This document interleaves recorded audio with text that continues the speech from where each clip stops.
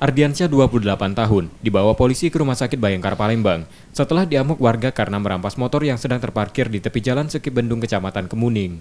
Saat ingin kabur membawa sepeda motor korban, pelaku sempat menabrak korban karena dihadang yang membuat korban terluka. Warga yang mengetahui kejadian menghakimi pelaku.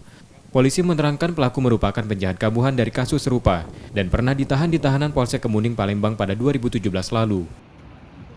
Awali dari korban sedang berbelanja, didapati motor masih kuncinya di motor, sudah dipantau oleh tersangka sehingga diambil oleh tersangka sampai dibawa kabur. Akan tetapi didapati oleh warga sehingga tersangka menunggur korban sampai korban mengakibatkan luka.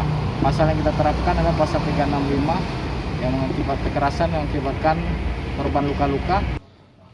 Tersangka kini ditahan di tahanan Polsek Kemuning, Palembang dan terancam hukuman 12 tahun penjara. Reski Oktora, Muklas Diferensial, Kompas TV, Palembang.